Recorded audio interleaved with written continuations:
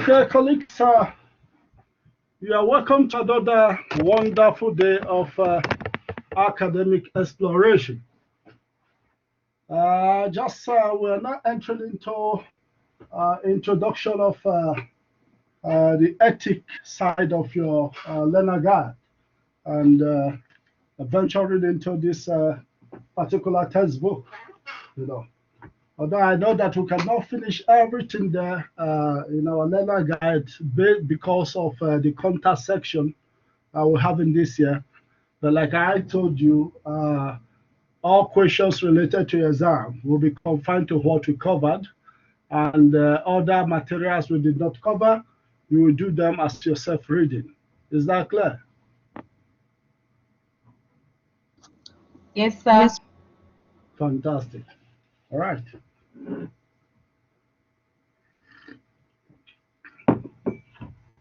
Okay.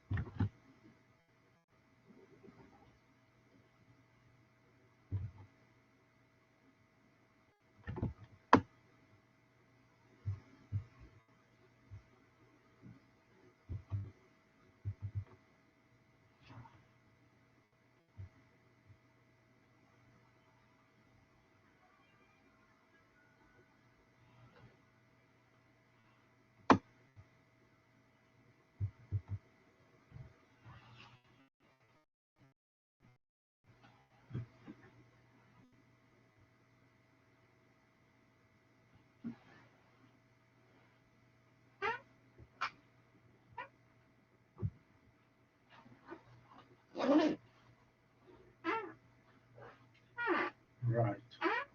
It's still booting. We'll start.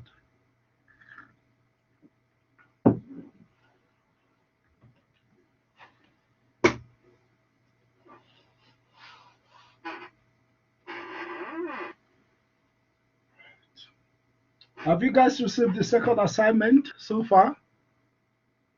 Not yet, Prof. Oh, okay, okay. Stefan will release it any moment from now. I will find out from him.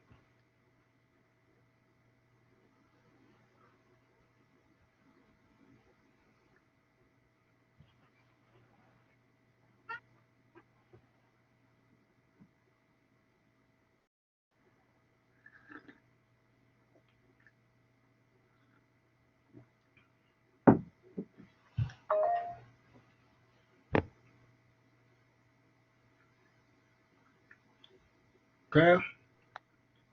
Please lower Hi, your Professor. hand. Can you hear me? Yes, I can hear you. How are you? Fantastic. How are you doing? I'm good, thank you. Sorry, Prof. I just wanted to find out, you spoke about preparation for the exam. I want to assume that you're talking about the second assignment, or is there now Yeah. an actual exam? Okay. Yeah, All right. I'm referring to the second assignment. Oh, great. Okay, thank you. Thank you very much. Any other question? I don't know why this slide is taking quite a long time to upload. Maybe because all the slides are in one document. Let's see.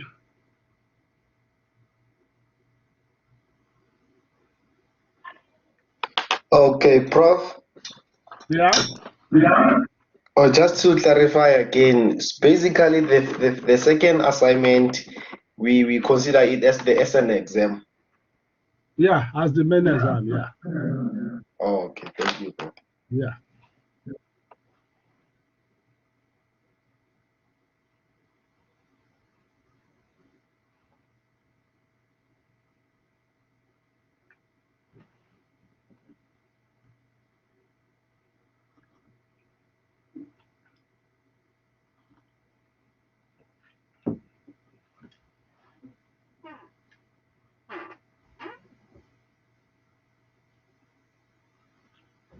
So far, why it is still uploading? These are the chapters you read in this second textbook. Read your chapter 1 of that textbook.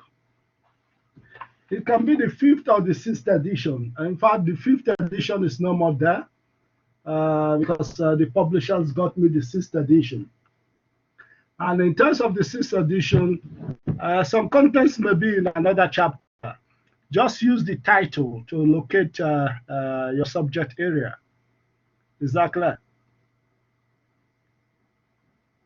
Yes, Prof. Use Yes, the sir. title because it's the, Yes, Prof. it's the latest edition. So some chapters can move to maybe chapter 10, moving to chapter 11, chapter 11 to chapter 12. But some chapters are the same with the previous edition.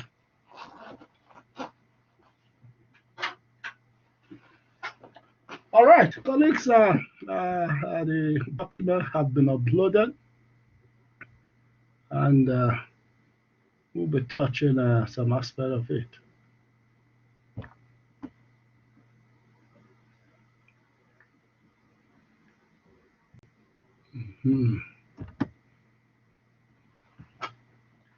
Business ethics.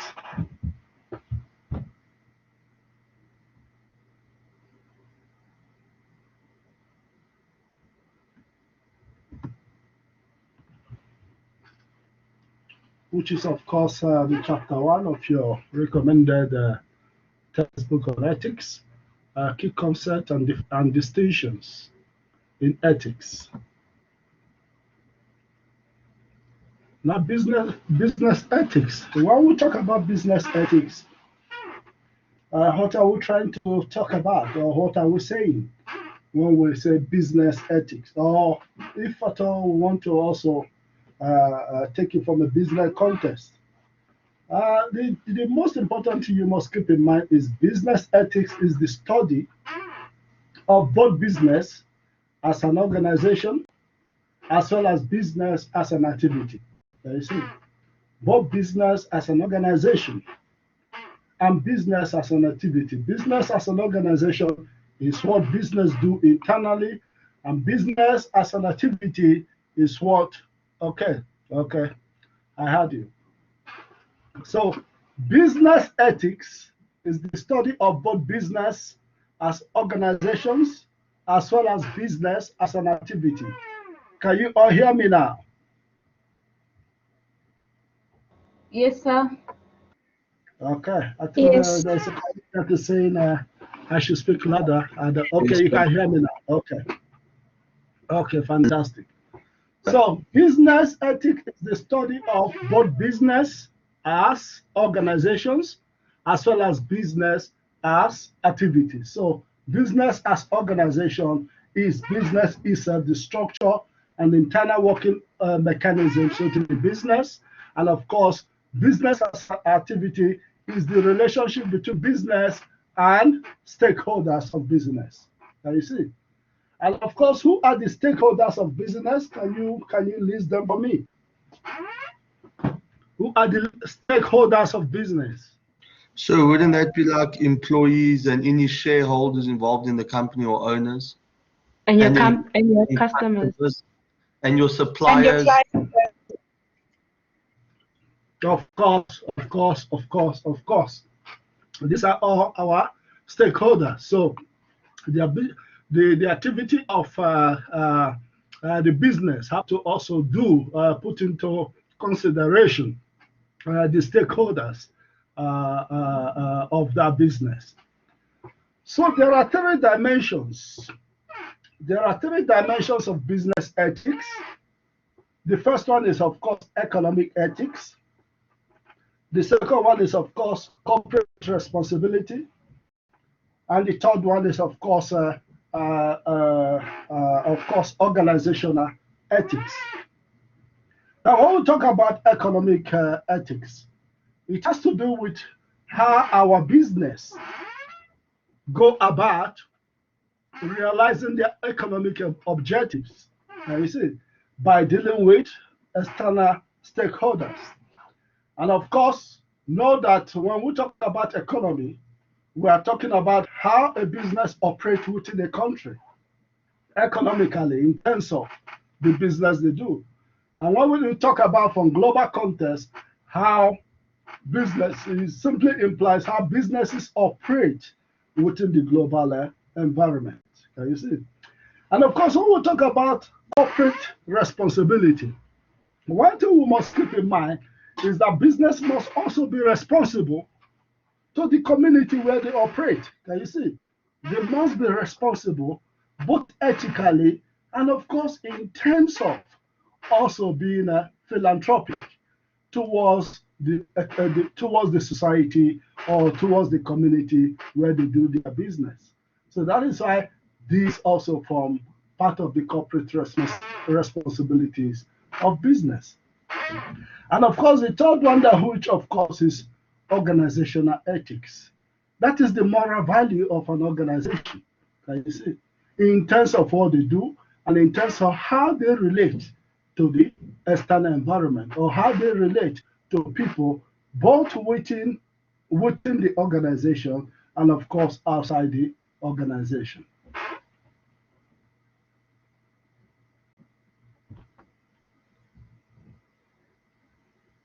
All right. So ethics. Ethics simply means what about ethics is about what is good. When we talk about ethics, it's about what is good or right in human interaction. Can you see? What is good or right in human interaction? It revolves around three central concepts. The concept of self, that is number one. The concept of good, which is number two. And the concept of others. Can you see? That is to say, in terms of this interaction, you yourself must ask yourself, how would I love to be treated? Can you see? As a human being. Can you see? So on the basis of how you would like yourself to be treated, you would also like to treat others the same way. So the interaction between our organization as self or our individual self must be good. Can you see? When it comes to others, can you see? When we are dealing with others. So business ethic is what is good and right in human interaction. Can you see? So no single individual can interact with himself. You are interacting with others. Can you see? So in this interaction, it must involve what is good and right. Can you see? What is good and right, and what actually is moral, what actually is ethical. Can you see? So, which is of course what ethics is all about.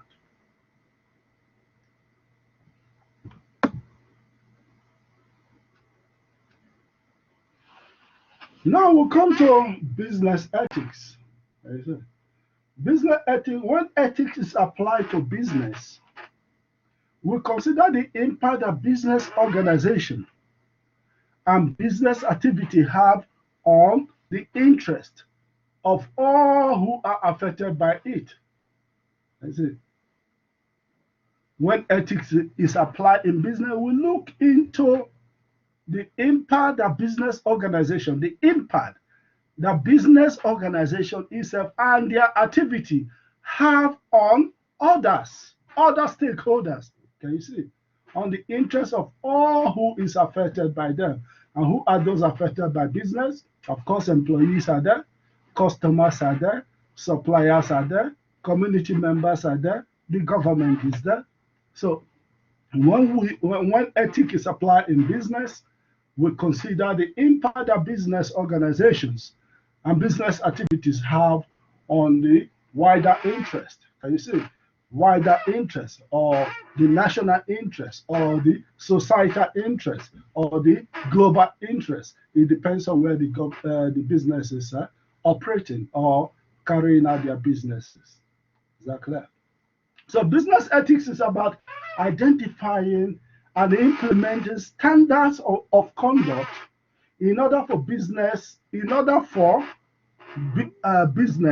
will ensure that the interests of stakeholders are better. In order business to ensure that the interests of stakeholders are respected.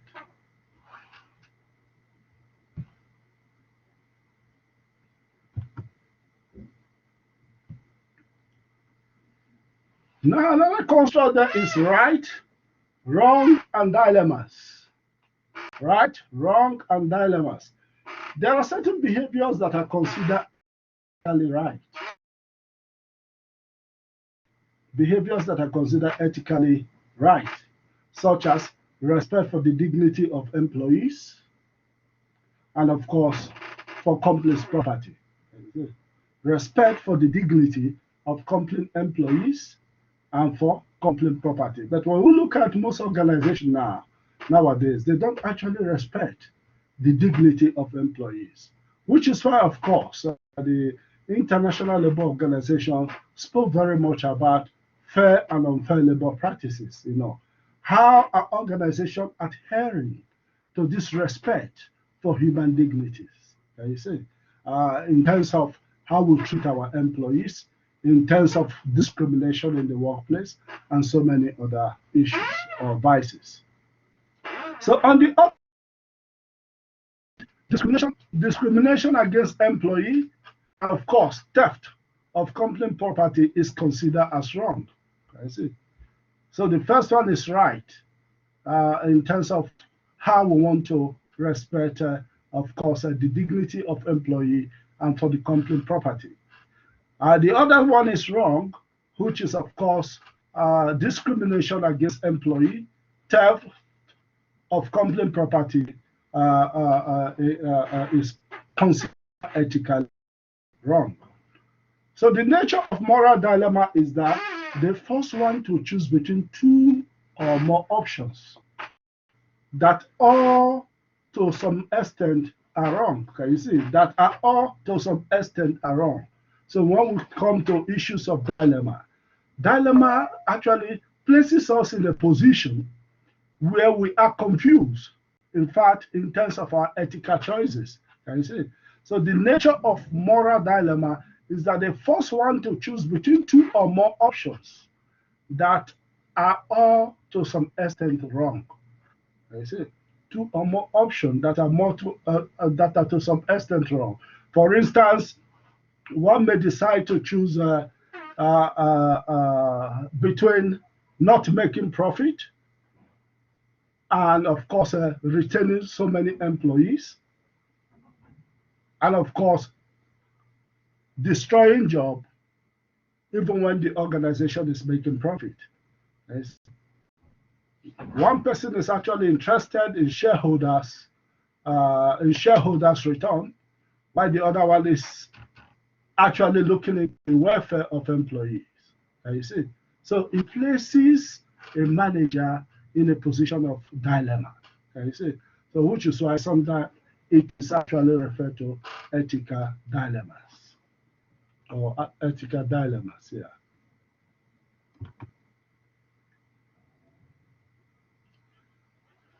Now, when we talk about ethics and the law, ethics and law, in terms of the concept, both ethics and law strive towards determining what is acceptable and, of course, responsible in human interaction and society. Can you see? So the law does so through public and political process and employ the power of the state to ensure that all abide by the stipulation of the law. You see? So the law is enforced. The law is forced on people to abide. If you fail to abide by the rules of the law or by the details of the law, certainly you will receive a kind of punishment. Can you see? But with regards to ethics, ethics emanate from personal or societal value. Can you see? So ethics is more or less intrinsic, while laws are imposed externally. Can you see? So the sense of ethical obligation to do what is right is based on internal convention or conviction rather than external coercion as of law. Can you see? So laws are imposed for society to obey or to abide with. Can you see? But with regards to ethic, it is something that you morally think is right, and you are abiding it. Not you are obeying it. You are observing it, not because anybody is prompting you to observe it, but because you feel your heart convinces you that it is morally right to do so. Is that clear? Yes, Doc. Yes, sir. Yeah. So that is the distinction Yes, between yes, sir. ethics and law. Great.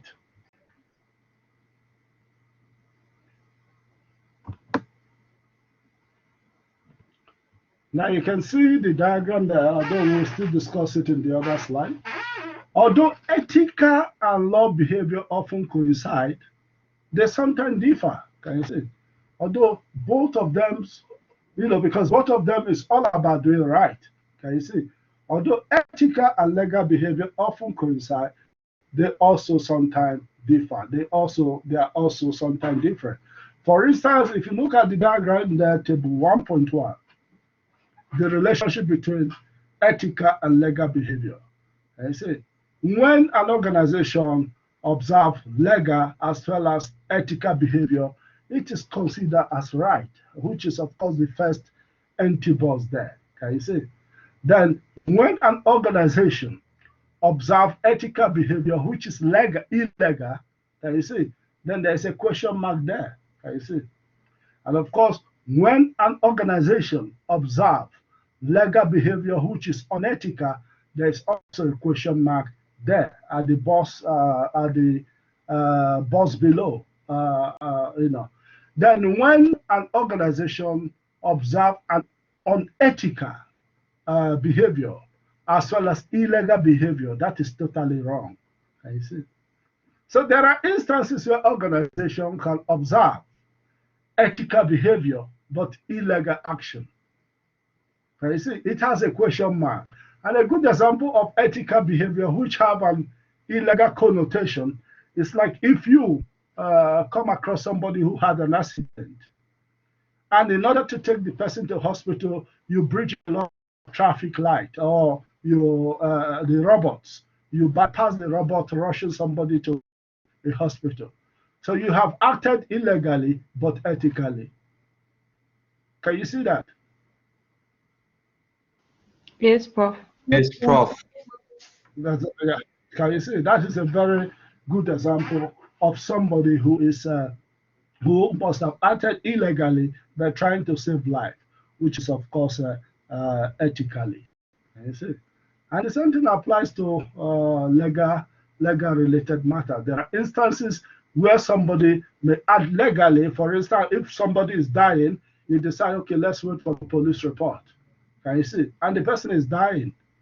See? So you are respecting legal, but of course breaking ethical rules, which talks about morality, doing what is right without being compelled to do so.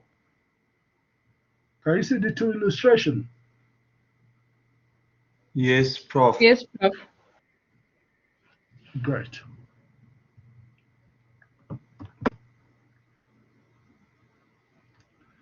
Now, ethics and values. Value can be defined as relatively stable conviction about what is desirable. Value. Can you see? Value can be defined as relatively stable conviction about what is desirable. Three different kinds of values can be distinguished within business organization. Organization have strategic value. Strategic value has to do with how organization intend to realize their objectives. And this strategic value is conveyed or interpreted in the form of vision and mission statement of an organization. What is that? What is the value of an organization in terms of reaching their ultimate objectives? Then, of course, we'll have also issues related to work value. What is how does people work within an organization? With regards to issues of quality, issues of punctuality, in terms of how they do things within that particular organization. And of course, we'll have the last one, which is of course ethical values, which is, of course, the moral values within enshrined within that organization. So values, other values can actually be, of course, totally different from the ethical values. But of course, one can, of course, express both the strategic value and work value to actually accommodate some level of ethical values within an organization. All right.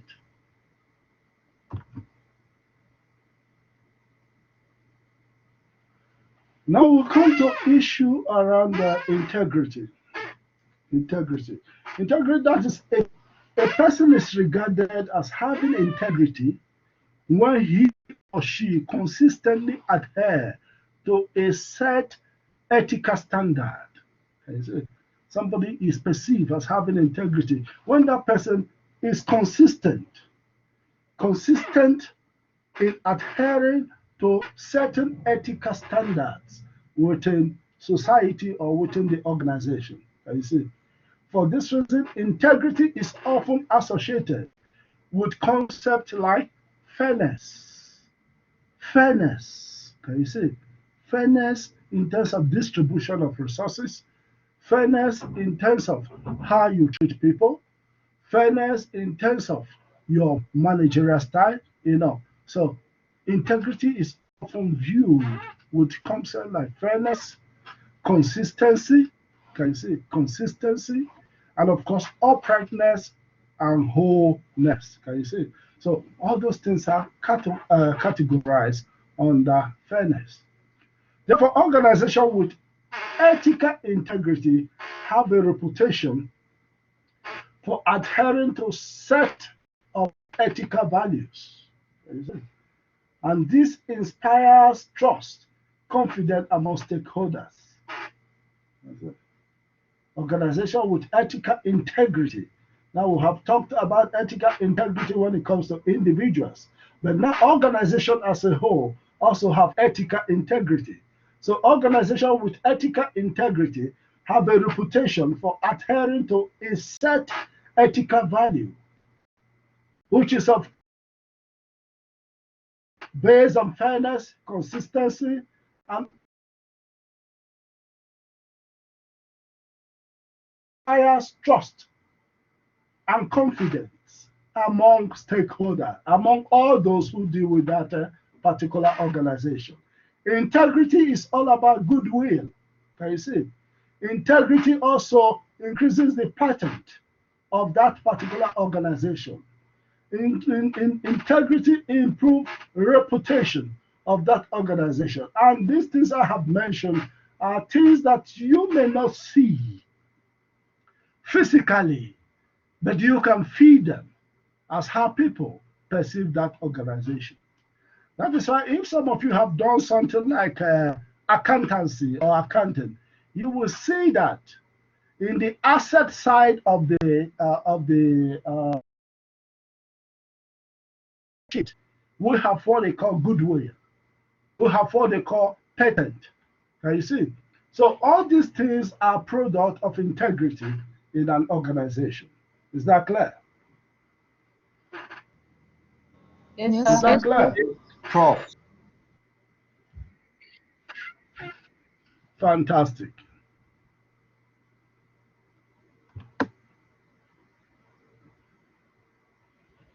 All right.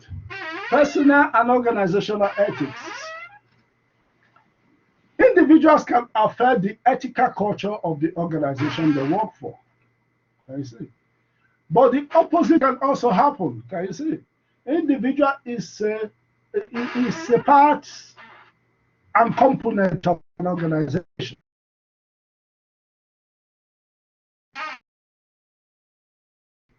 Can you see?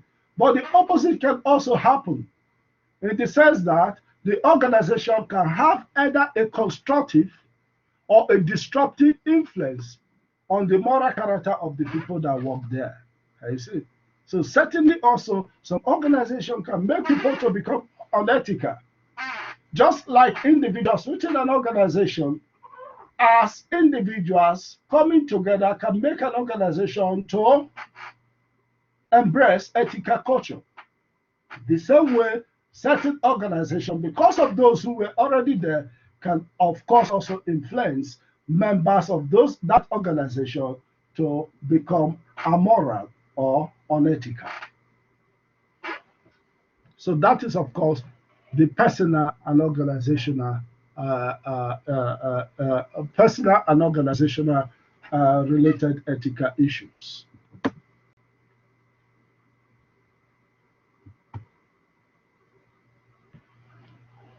And of course, organizations are not isolated from the broader society and social norm within which they operate.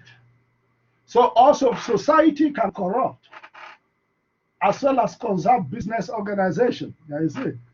Society also, just like individuals within an organization, can make an organization ethical or amoral or unethical.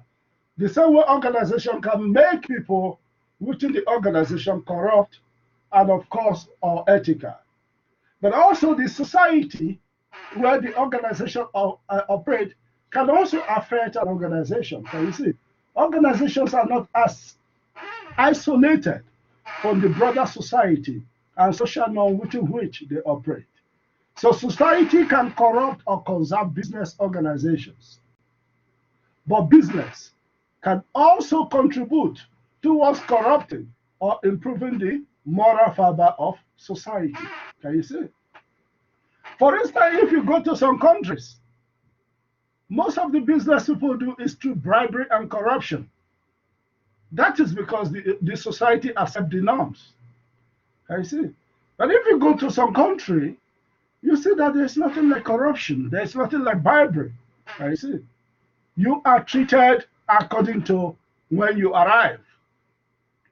But in some countries, someone can come late to a business establishment, and because he can part with some money, he may be given attention earlier than the person who have been in the queue. Can you see? So that is how society affects organization activities also. Is that clear? Yes, Prof. Yes, sir. Great. So with that, we'll come to the end of chapter 1 of that particular textbook. But let's look into another slide that to clarify most of the things we have discussed. All right.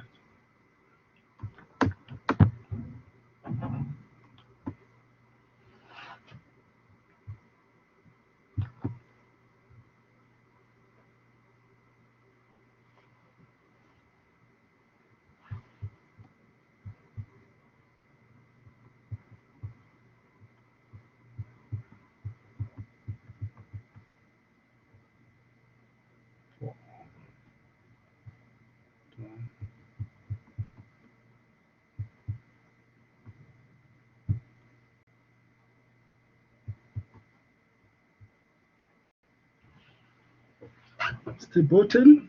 Just a minute.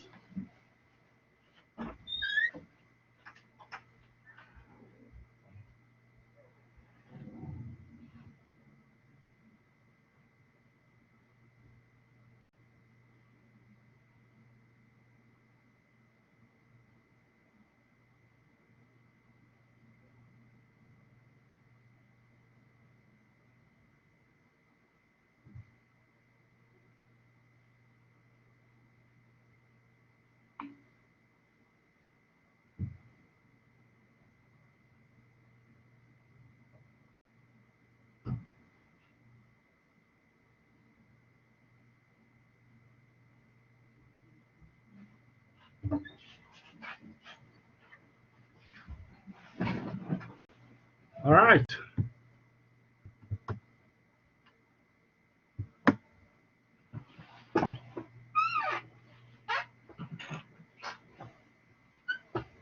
Prof, we have a question there on the chat box by someone asking, Prof, are all the chapters we are looking at tonight part of the exam?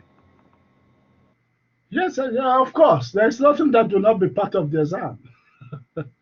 So that is why I think I gave you the chapters to read, Have I not mentioned the chapters? I asked you look at chapter 1, chapter 4, chapter 5, and chapter 8.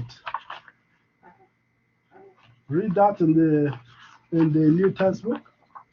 And of course, then also look at chapter 9, 10, and 11 of the textbook. At least before we meet again. All right. They are very, very short chapters. Is that clear? Yes, Yes. sir. Thank you. Great.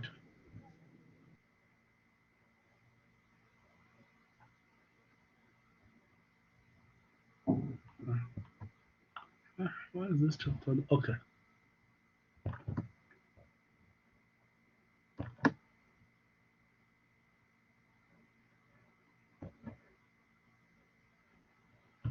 Okay, now we'll go to the main slides, which was, of course, prepared by Professor Ade Thomas before she left us.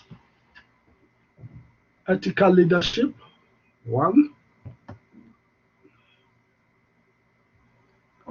For students to explain the nature of ethics and discuss the impact of poor ethics in organization. What are the main ethical challenges faced by business? Business ethics. Of course, business ethics refers to the ethical values that determine the interaction between a company and its stakeholders. Business ethics refers to the ethical values that determine the interaction between a company and its stakeholder. That is according to King Theory.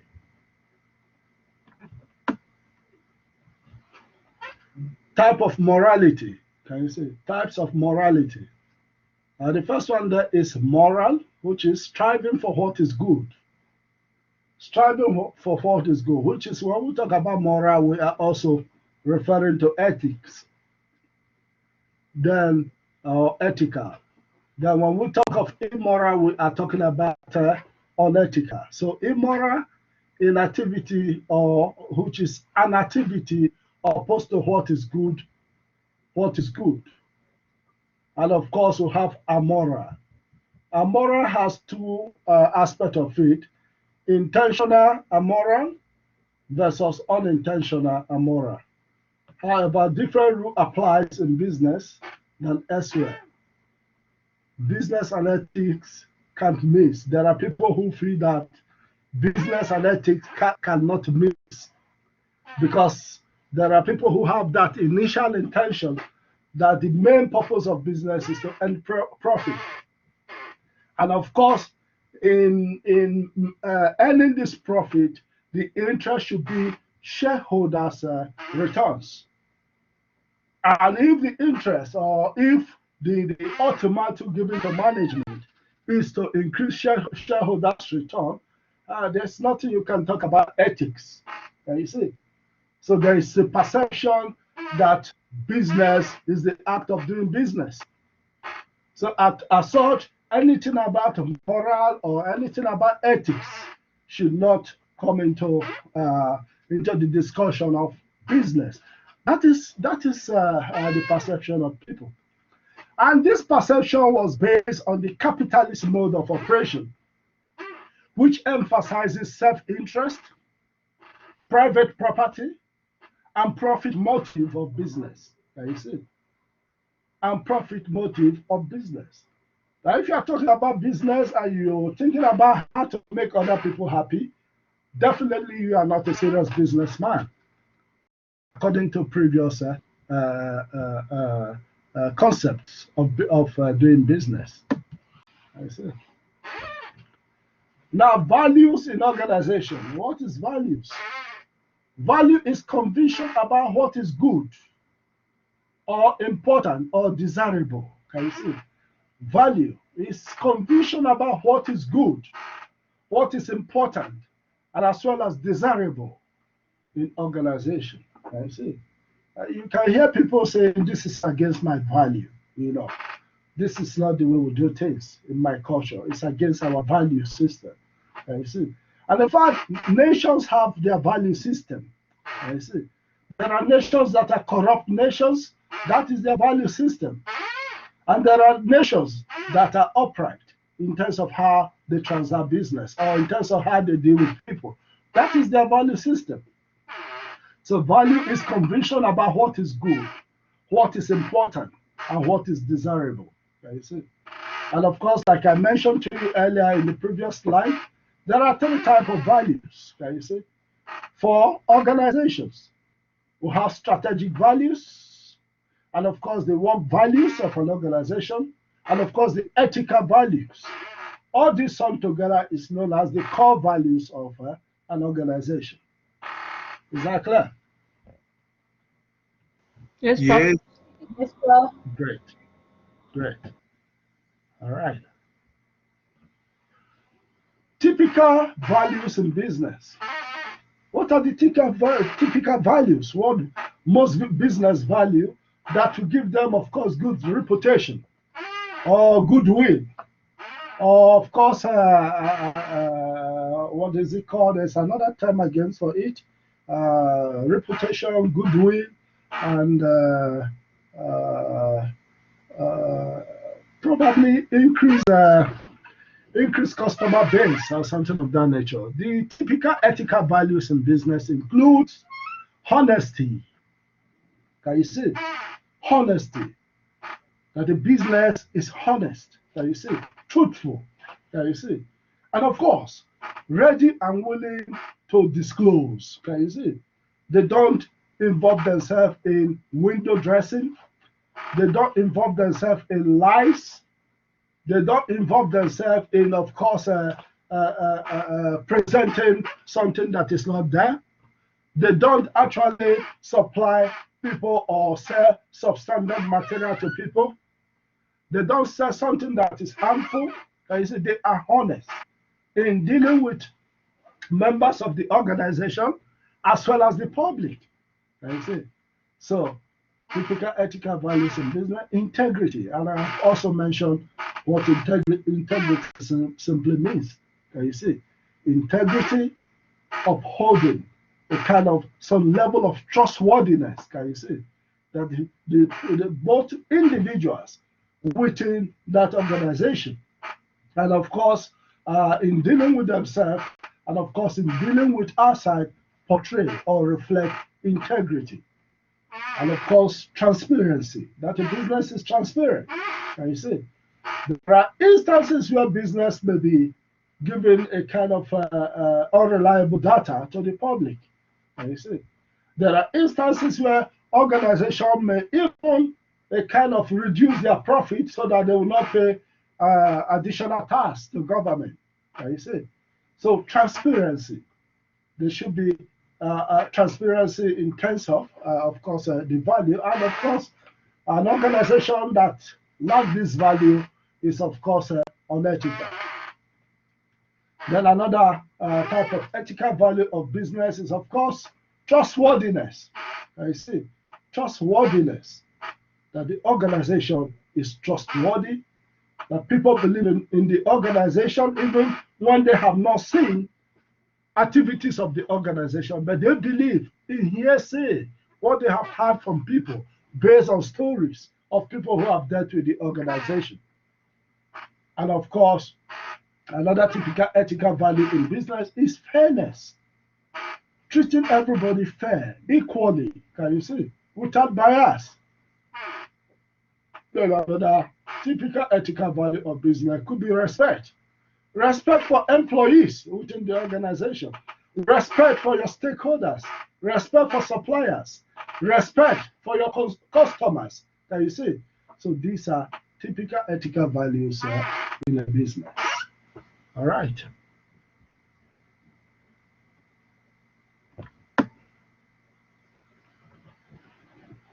Now we'll talk about ethical dilemma. An ethical dilemma occurs when we face two choices, both of which lead to less than desirable consequences. I see. When there is an uncertainty of how to balance the interests of various stakeholders in a way that reflects your organization's value. Can you see?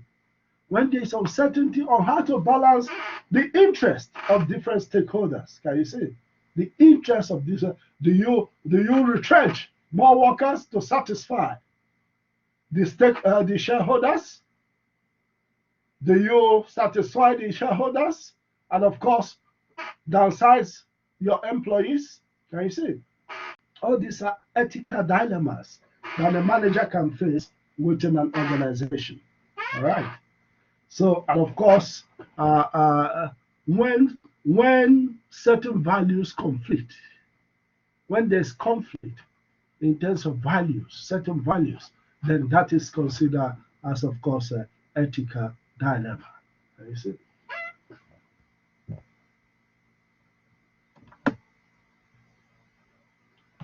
All right. Now, ethics and law, just like I've explained to you, if you look at the diagram that I showed you before, you can see when it is legal and ethical, good. You see, it is considered as good interaction or good behavior of business. But when it is ethical and, of course, illegal, then there's a question mark there. You see. And when it is legal and unethical, there's also a question mark there. But when it is unethical and illegal, in fact, it's not a go area at all. Can you see? So these are with regards to ethics and law.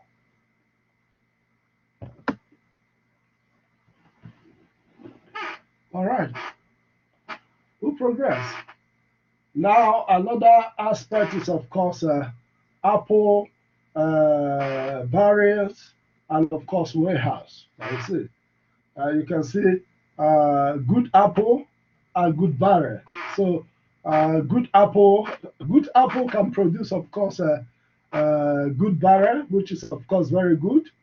Good barrier can produce bad apple, which is not so good.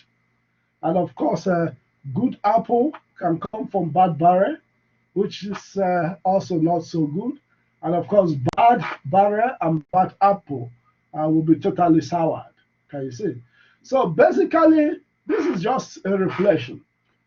A reflection that, of course, something good may not come out from a particular organization if the organization is totally bad. Or an organization cannot be so good if it is operating within a very bad environment. Can you see?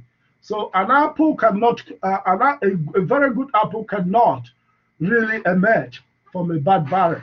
Can you see? So basically, this is just an explanation in terms of how a society can affect an organization and how members of an organization can affect an organization both morally or immorally, and how organization itself can affect human beings within that organization both morally and, of course, morally. Is that clear? Yes, Doc. Yes, sir. Yes, sir. Fantastic. Great. All right.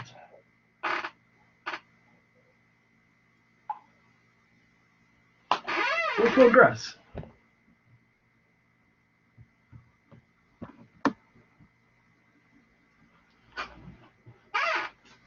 There are common myths we have to take into perspective, understand the myths, then present argument to refute them.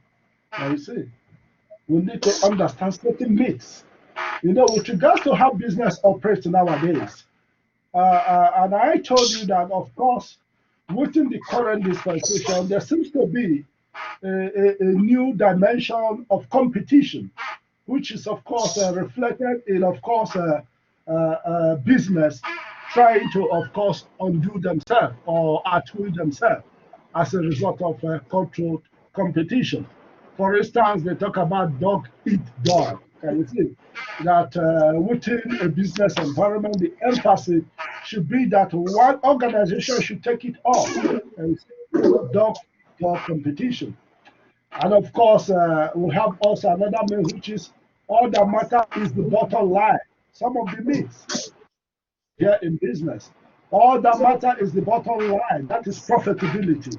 Can you see?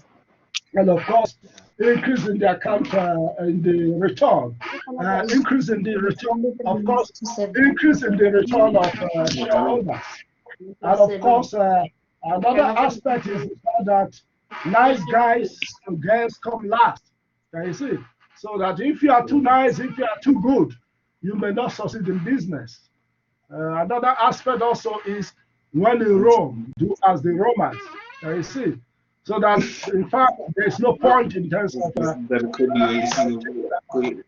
no point in somebody is making Sorry money. to disturb you. Aloy, please reach your volume. Okay.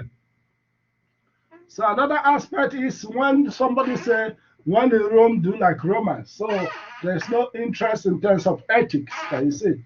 And of course, business is about survival of the fittest, you know. And of course, it is not so serious.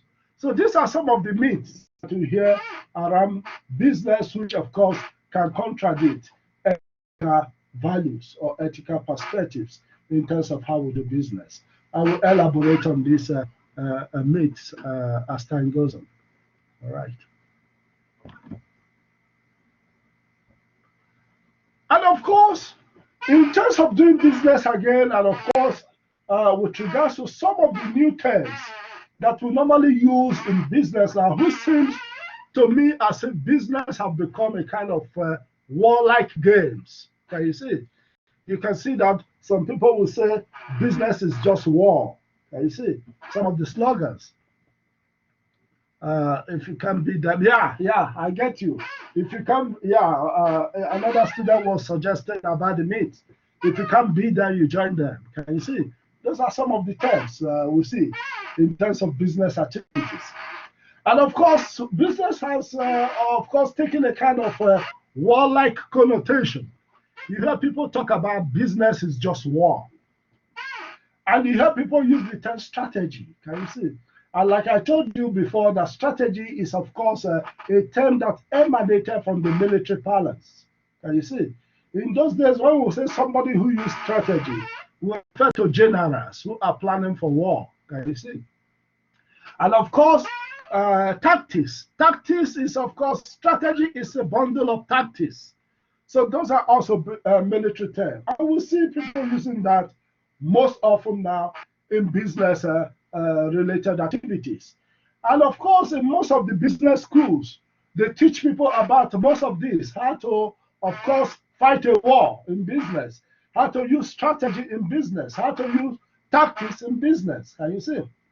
And of course, business also is also likened currently to battle. Can you see? The battlefield. Can you see?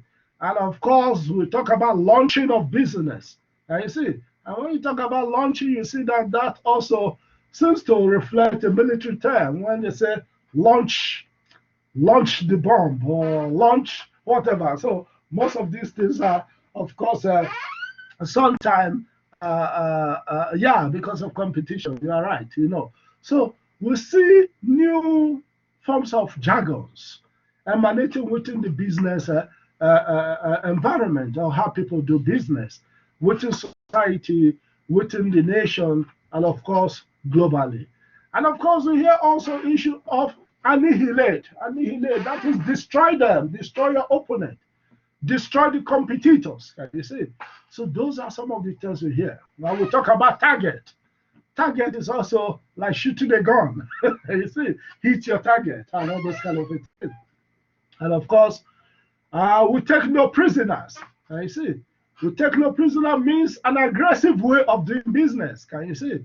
We take no prisoner. Very aggressive. And when you are planning, you plan aggressively to overcome or to destroy your rivals. Can you see? And of course, we need to be lean and mean. Can you see? Lean and mean. Of course, lean may sound more palatable in the sense that, okay, nowadays we consider ladies that are not very fat as more smarter or more beautiful, which is why many people now are trying to reduce their weight. But of course, when we talk in terms of mean means wicked. Can you see? Hardened. Can you see? And, you know, These are some of the metaphors we normally use in business environment nowadays. Is that clear? Yes, Prof. And all these metaphors can make us to also ignore the ethical aspect of business. I see. All these metaphors can make us to ignore the ethical side of business. Is that clear? Yes, sir. Great.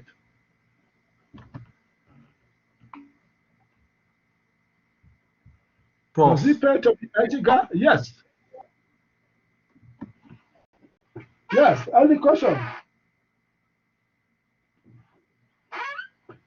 I thought I had somebody speaking. Any question?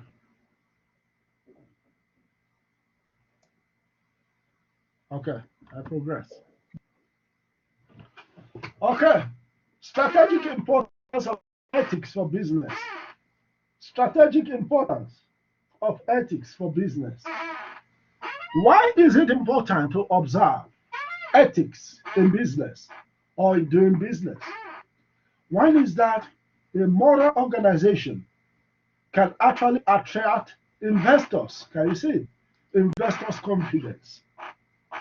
When investors, prospective investors, notice that this company operates in fairness, this company is consistent, this company is honest in terms of their dealings and transactions, in terms of their disclosure of their profit, in terms of their disclosure of their balance sheet, definitely it boosts their confidence. And they will be ready to patronize the organization. They'll be willing to invest in such organization. Can you see? Another strategic importance of ethics for business is that it improves the reputation of an organization. Can you see? Reputation is the image of an organization. Can you see? It improves the organizational image and, of course, the goodwill of an organization. And of course, if an organization has goodwill, if organization have good name outside, just like Johnson & Johnson, people will always patronize their product. Can you see? Because of their reputation. Because anything about them is, considered as quality. Can you see? So their reputation will be boosted. And of course, definitely more customers will like to patronize their product. Can you see? Another importance of ethics for business is, of course, unlocking human potential. You see, unlocking human potential. That is to say, if an organization is ethically inclined, most of the employees within that organization will be confident to work with that organization. They will give their best. Can you see? Because they are treated well and good in that organization. Can you see? So it will unlock their potential to contribute to the organization. You see? So that is another important strategic importance of ethics for the business. And of course, ethics also reinforces trust. Trust by the employees, trust by the organizational members, trust by the customers, trust by, of course, the suppliers. And of course, suppliers can supply more goods to them. And of course, so many things. They can, of course, win a lot of government contract as a result of the trust that people have for them. Is that clear? Is that clear? Yes, Doc. Great.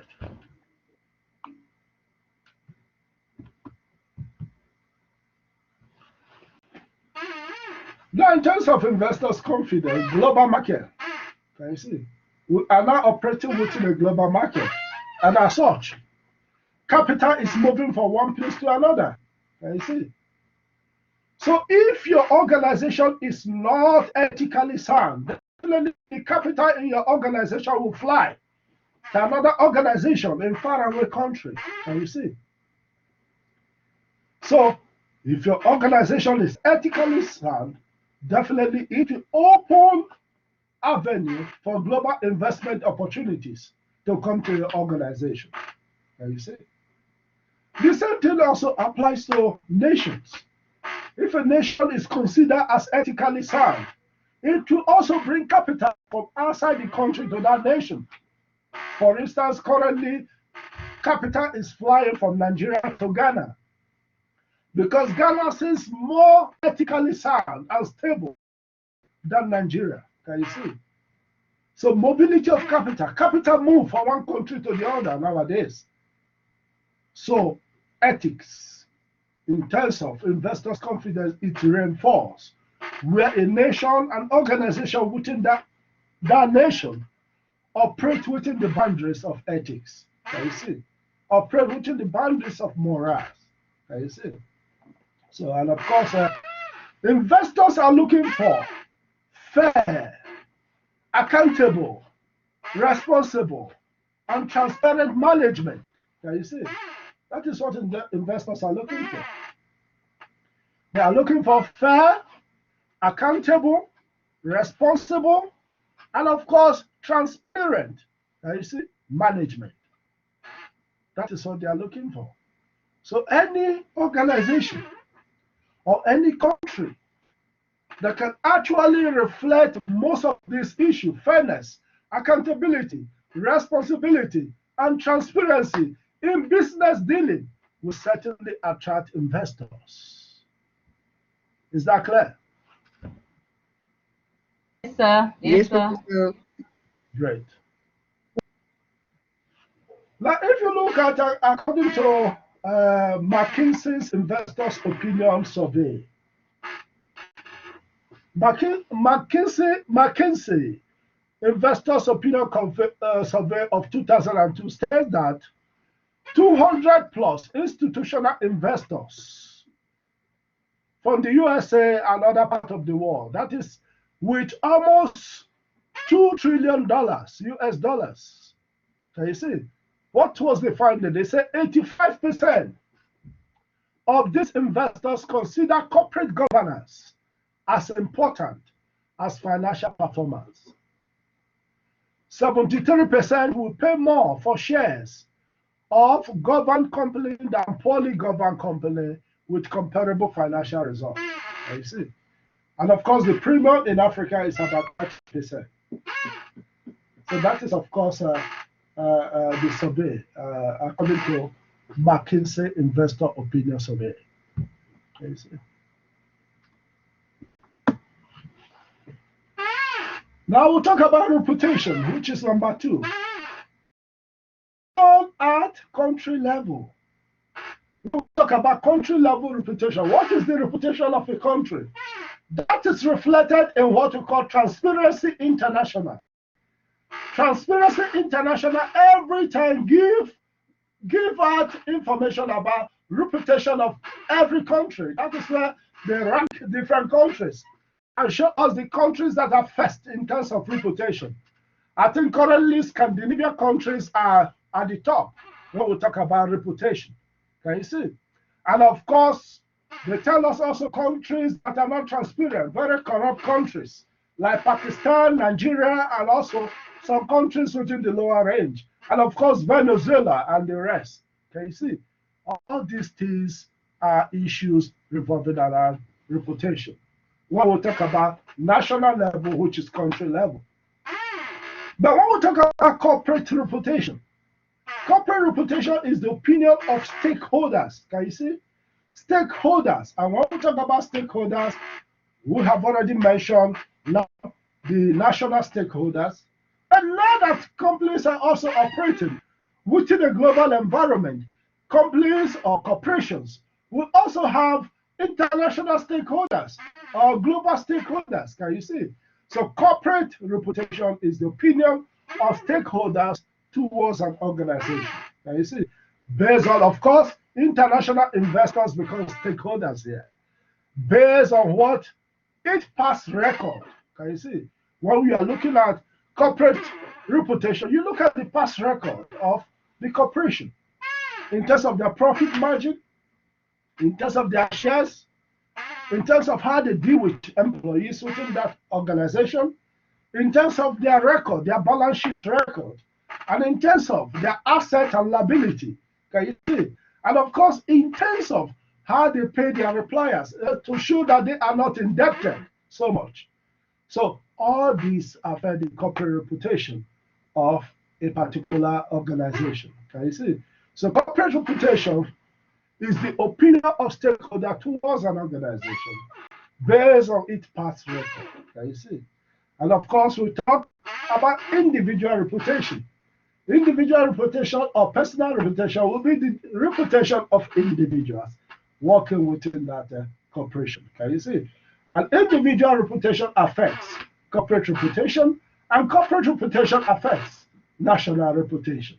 Can you see? The same way national reputation affects corporate reputation, and of course, corporate reputation affects the individuals within that corporation. Can you see? If you are working in an organization, in fact, there was a time some of the people working in SABC were really ashamed to work in that environment. Can you see? Because of the reputation that SABC was facing at a given time, you know, with so many issues being unearthed, so many litigations, so many exposures, so many corruptions, you know, people were a little bit finding it as not the best place to work, you know. All right.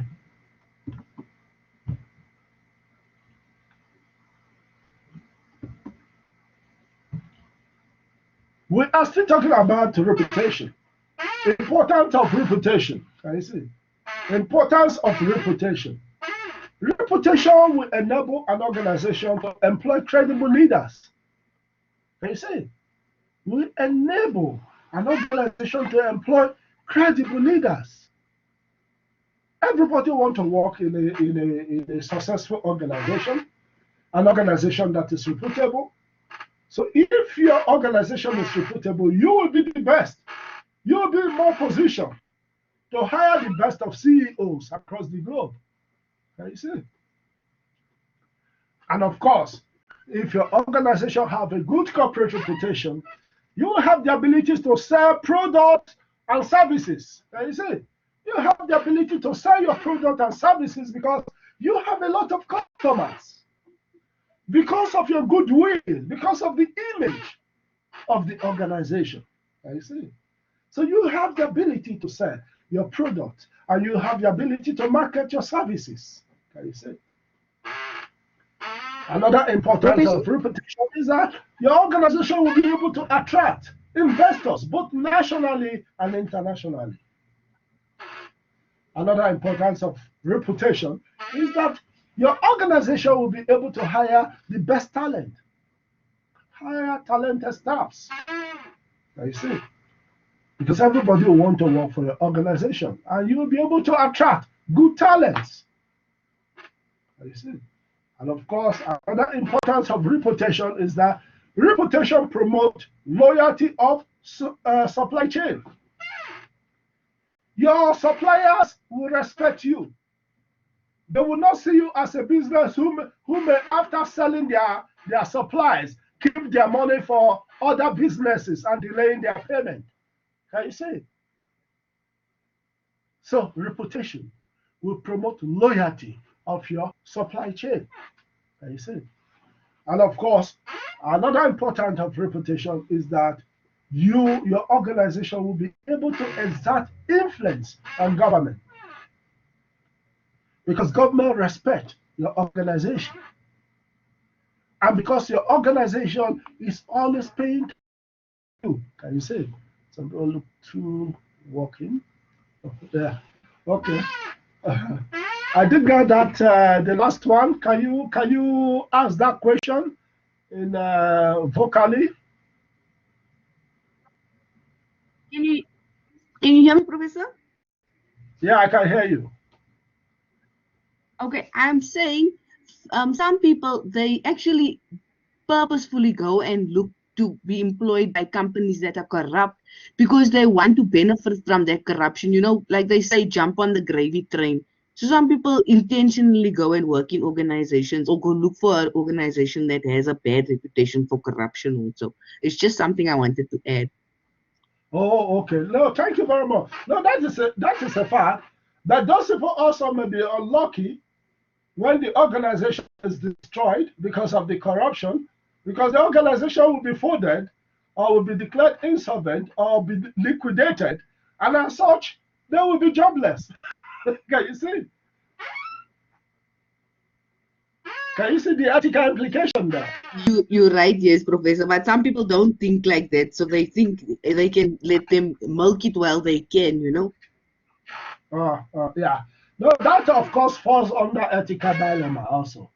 Some people want to make rich fast, but also they don't know the implication of further making rich fast will cause them.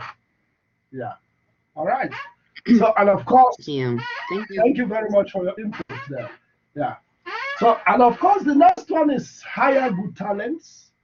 And of course, the next one is promote loyalty of supply chain. I have mentioned that.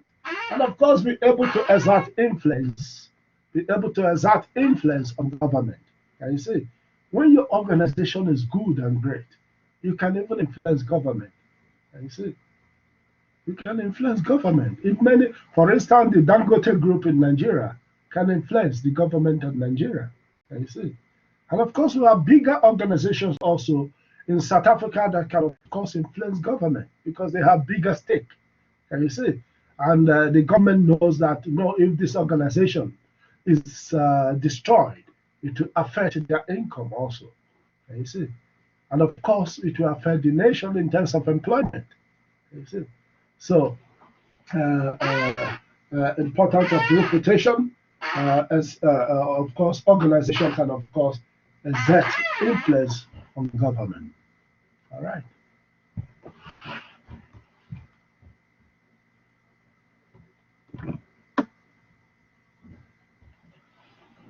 The value of reputation. You can see Johnson and Johnson, like I have mentioned, is an example of a company that enhanced its reputation. Johnson and Johnson. It's a very good example of a company that enhanced its reputation through ethically assertive action. Can you see? And if you look at Johnson and Johnson credo or mission statement, they say, we believe that our first responsibility is to the doctors, nurses, and patients, to mothers and fathers, and all others who use our product and services. Can you see? That is Johnson and Johnson. And to be frank with you, I was a baby when I used Johnson and Johnson. Can you see? How many people have noticed that your parents used that for you when you were still a baby? The Johnson and Johnson oil, the Johnson and Johnson powder, the dusting powder, and other creams of Johnson and Johnson. Can you see? And they are still here up to now that most of us have advanced in age. Can you see? So they have lasted so long. Johnson and Johnson should be even more than, let me not exaggerate, it should be even more than 70 years in terms of its existence. And the reputation is still going high and high, and the reputation is still increasing. I see. So the value of reputation. A very good example is Johnson and Johnson.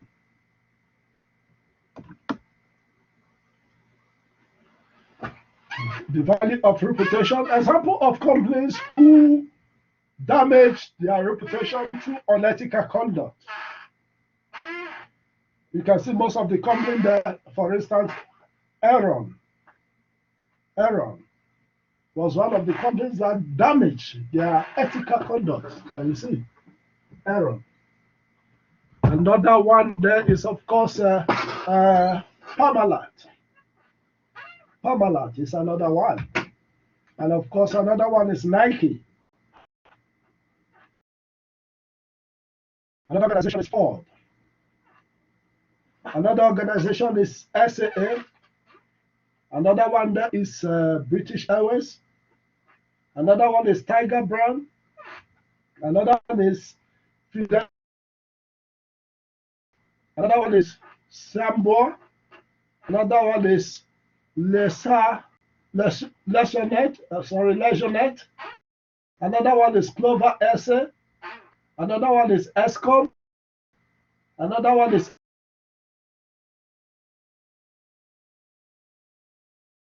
EC. Another one is SASA. And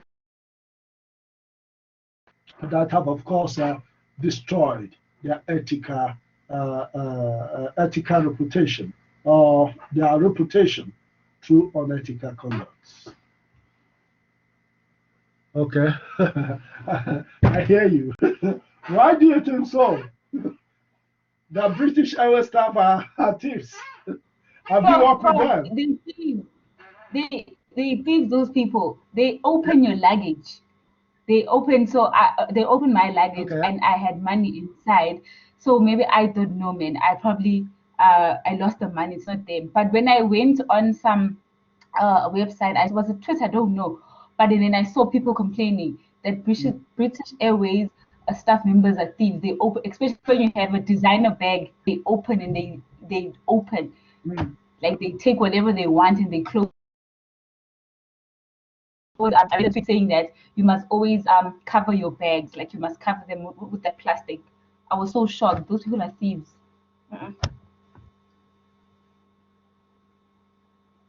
That is how they have damaged their reputation. Systematically and gradually, as these things are taking place and they are not addressing it, they kill their reputation. Although British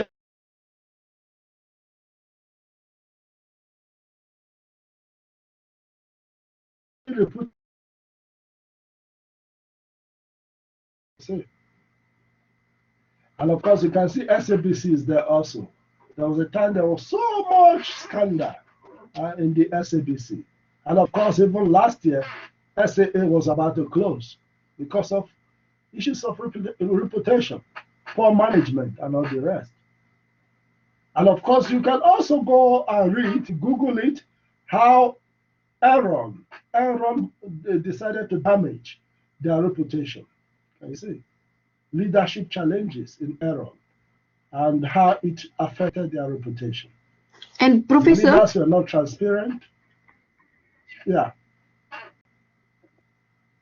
I'm hearing you. Professor, and Tiger Brands as well. Yes, I said Tiger Brands as well. They were fixing the prices of things as well. So they had corruption there as well. Okay, you see. So these are all reputational damages to an organization. And the final thing that happens in an organization is that the organization dies a natural death. If an organization loses its reputation, systematically it dies. Can you see? Think about Lehman Brothers. Can you see? Enron. You see? As you continue to damage your reputation as an organization, you create a hole in your organization, and one day the organization will go into insolvency. You see? So reputation is very important for any organization. All right. Now, ethics and human potential. Ethics. What does ethics do to human potential? And you see, effect of unethical treatment of employees, because employee is the human potential in organization. Ethics affect job satisfaction. If an organization is unethical, it will certainly affect job satisfaction. And when employees are not satisfied with their job, certainly it will lead to demotivation. And systematically, you will see that performance will dwindle, which will, of course, affect productivity of the organization and, of course, profitability of an organization. Now, in terms of human potential with unethical issues, it will also lead to employee turnover, high attrition rate in an organization, when employees start leaving that organization because they are not happy. And, and of course, another effect of unethical treatment of employees, which is of course human potential, is absenteeism. It increases the rate of absenteeism in an organization. people submitting a fake medical certificate to employers that they were sick. Can you see? Another effect of unethical treatment of employee is, of course, theft. They begin to steal from the organization. Can you see? They begin to steal from the organization. Another aspect is apathy. Apathy, they're no more loyal to the organization. You see, they're no more loyal. They are no more committed. You see, they're no more committed. They may be there, but they are not committed. You see, so that's another effect of unethical treatment of an employee. And another aspect in terms of unethical treatment of an employee is sabotage. Sabotage. They begin to sabotage the organization and even be selling the organizational secret to the organizational rivals, to other organizations that are competing with their organization. Can you see? Sabotage is another aspect in terms of unethical treatment of employees. Then the next one is another effect with regards to unethical treatment of employee is inhibited creativity. It inhibits creativity. It masks creativity. Can you see? So these are the effects of unethical treatment of employee or effects of unethical treatment on human beings within an organization.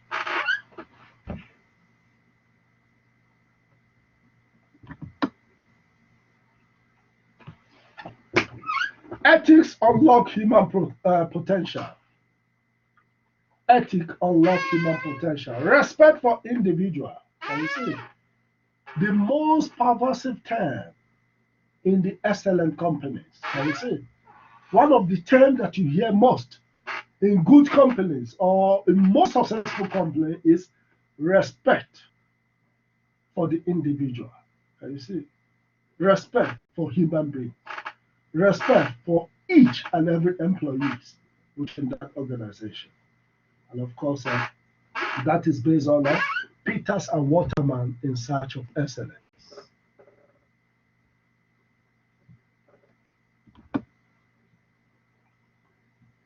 So that is to say that when we talk about respect for humans, it simply also means that managers and leaders, in addition to their technical know-how, must also be able to have an interpersonal know-how. Can you see? They must be able to have human relation know-how. Can you see? So that they can treat humans as employees, humans as workers within that organization in the best possible ways. Can you see? Respect for individuals, respect for employees in order to unlock their potential.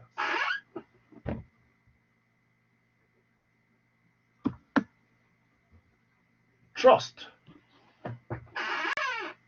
Trust. Now, with regards to Aaron's issue, I told you Aaron's. One of the problems with Aaron's, the organization Aaron, is that, of course, top officials at Aaron abuse their power and privileges. They manipulated information. They engage in inconsistent treatment of internal and external constituency, internal, the employees, and of course, their customers, their investors, and all the rest. They put their own interests above those of their employees and the public, and of course, fail to exercise proper oversight or shoulder responsibility for ethical failures. Can you see? So they were living in denial. Can you see? Which is why the organization failed. Now, there is just, do you agree with this? He said the only real difference between executives at Aaron and those of other big companies is that those at Aaron got caught. And you see? And in terms of the pool, 56% of respondents agreed, based according to 2003 Zogby pool of college seniors. I see. So the emphasis what the pool simply reflect is that, for instance, a dog that is caught with physics, his mouth is considered to be the one that ate more of the physics, something of that nature. Not really those who have eaten and run away. Can you see? So basically, that is why this one is saying the only difference between executive at Aero and those at other big companies is that those at Aero got caught. You see? And of course, 56% of respondents agree with that perception or agree with that comment.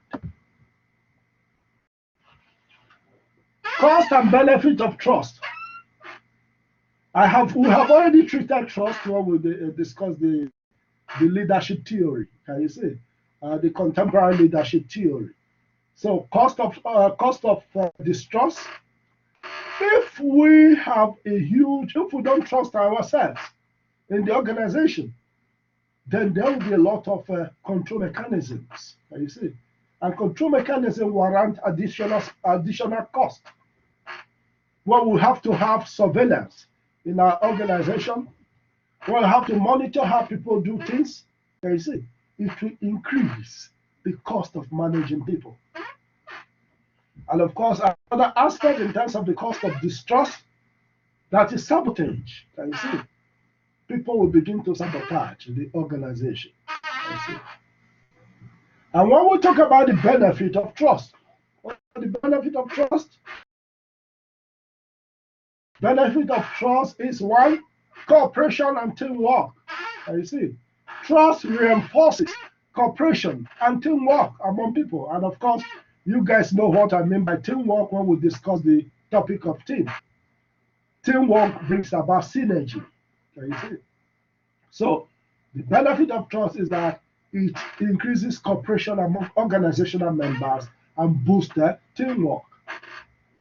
And of course, another benefit of trust is that it enhances information flow. Information flow eliminates grapevine and of course rumors. Can you see? And people share information because information is very important and critical for organizations. For instance, we are in an era of information. And information must be shared among members of the organization and should not be huddled. You see? So these are some of the benefit and of course the cost of trust. Cost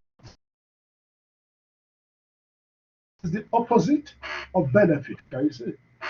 Or advantage and disadvantage of trust. The question can come in that area. List and discuss the advantages.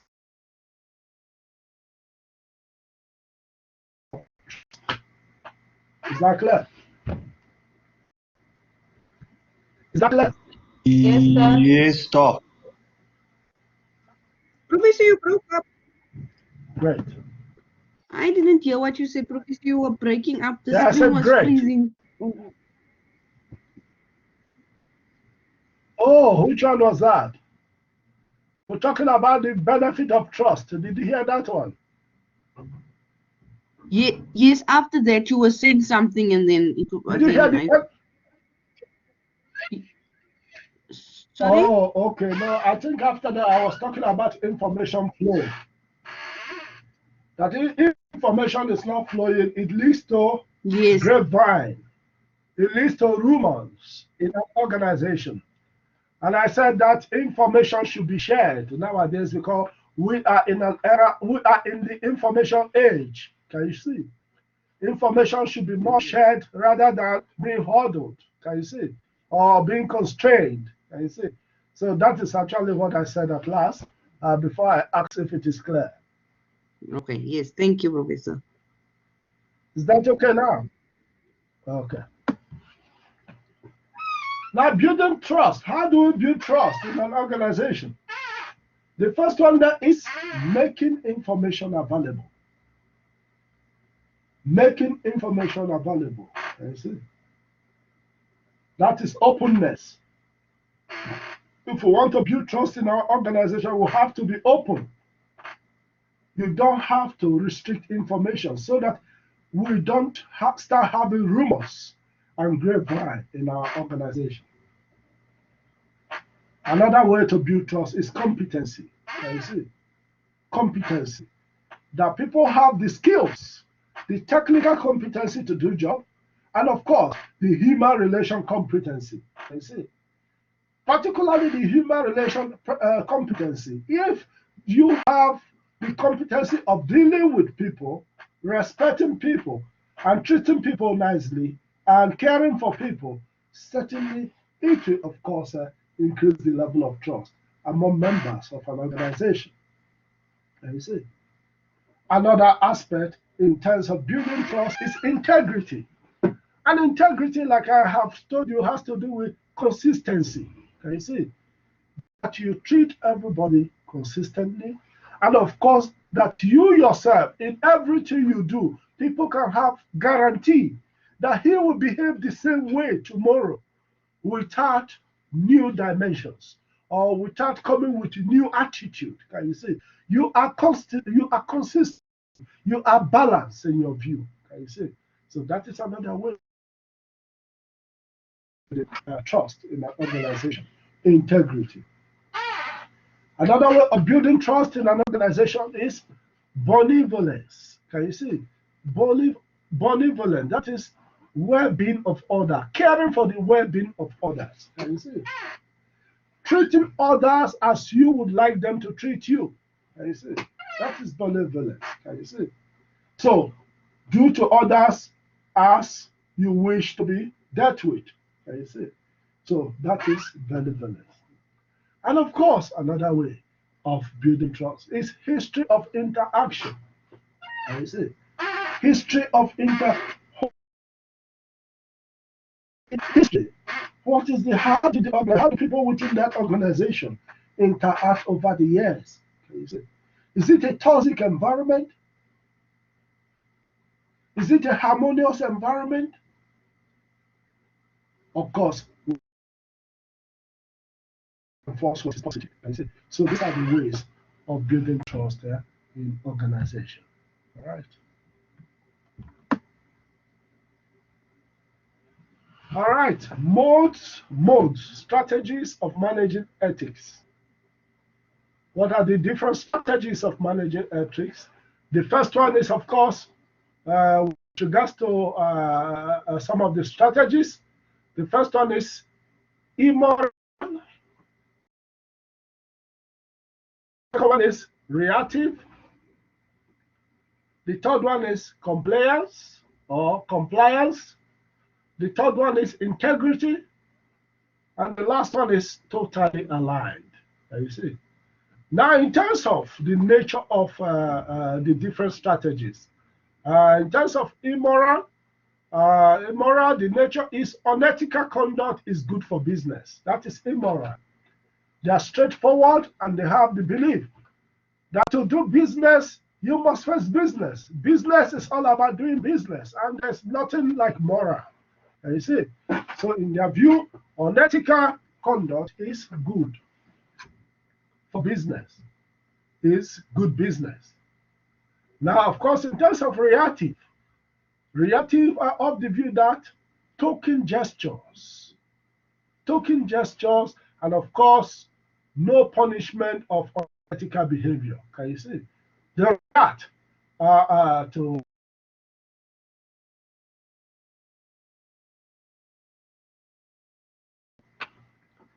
then, of course, we have, of course, the strategy of compliance. Compliance are rule-based approach. They comply because there is a rule that they are observing. The government has imposed a rule that they have followed. The organization has imposed a policy that they have to follow. So they are complying to those rules. Then, of course, integrity-based. Integrity-based is internalization. Can you see? Internalization of ethics. They just want to appear very, very ethically sound. Value-based is their value. Can you see? Value-based, and of course, ethic is rewarded. in such kind of under such kind of strategy. And of course, to have totally aligned strategy.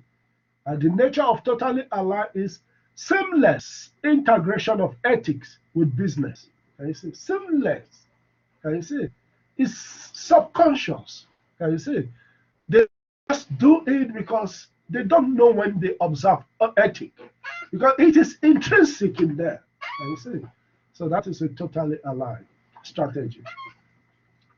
Then in terms of purpose, immoral, according to immoral philosophy or immoral strategy, ethic has no place in pursuit of bottom line. Can you see? Ethic has in pursuit of profit. Ethic has no place in doing business. That is the perspective of the immorals. And of course, in terms of the reactive, silent critics, can you see?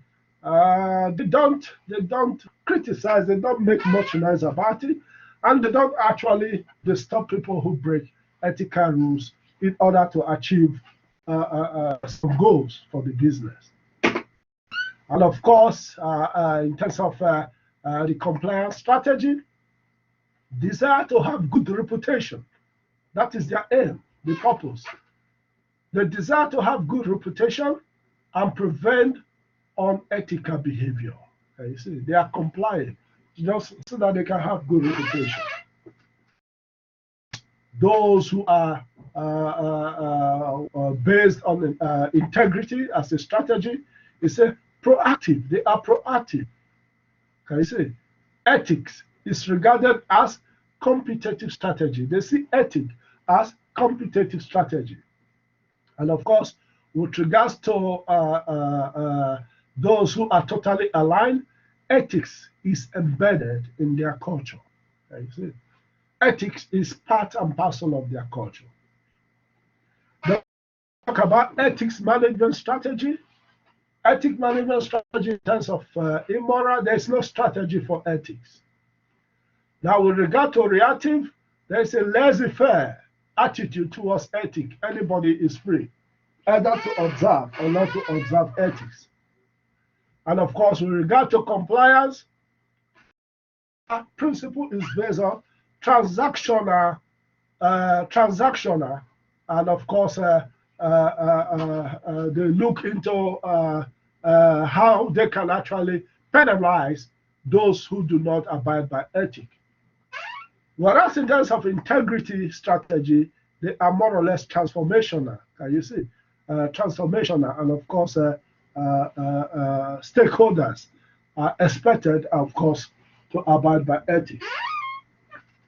Then in terms of those who are totally aligned, everybody is responsible for ethics. It's not optional. You see. Then we'll move to challenges of ethics. In terms of the immoral, financial consequences is affected.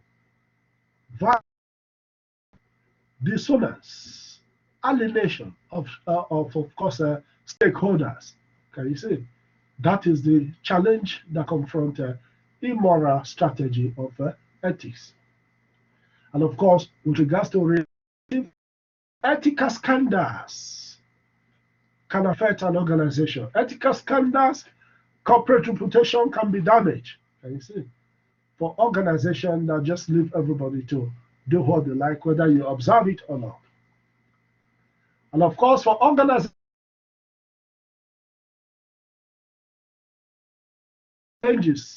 compliance is just rules, abide by rules. In other words, what is not forbidden is allowed. You see? So, in other words, what is not forbidden is allowed. That is to say that only legal rules are observed. So, if you have the decision to abide or to do moral things, can you see? Even if it is not, even if it is legal, but immoral, like I explained to you, that other one is allowed. Can you see? So, because you are complying only to the rules. Can you see? And of course, in terms of integrity, with regards to integrity, it is perceived that discretion is abused. Discretion is abused in terms of the challenges.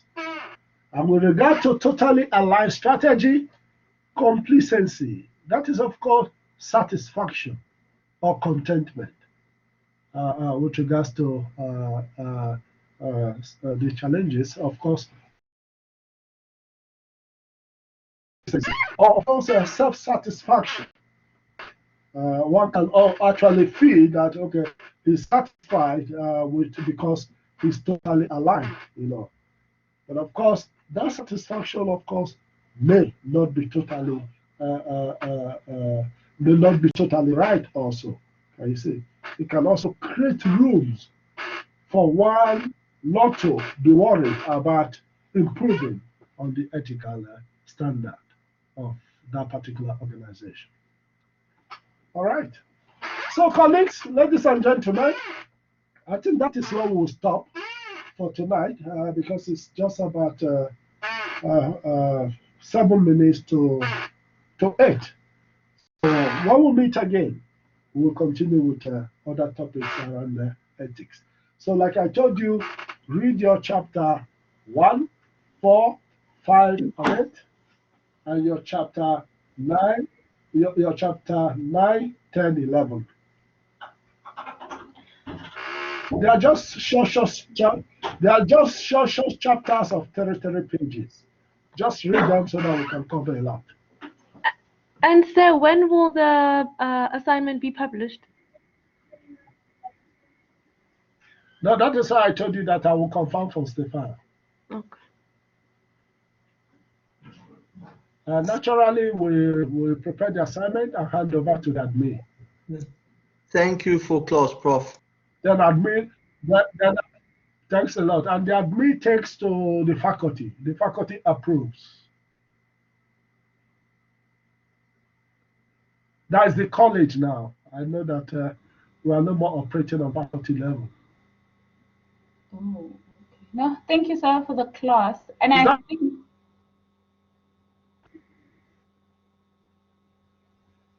Oh, can you hear me, sir? Yeah, I can hear you now. Oh, I was saying thank you for the class. Thank you. Oh, okay. Thank you very much, Sam. Have a wonderful evening. Okay, bye.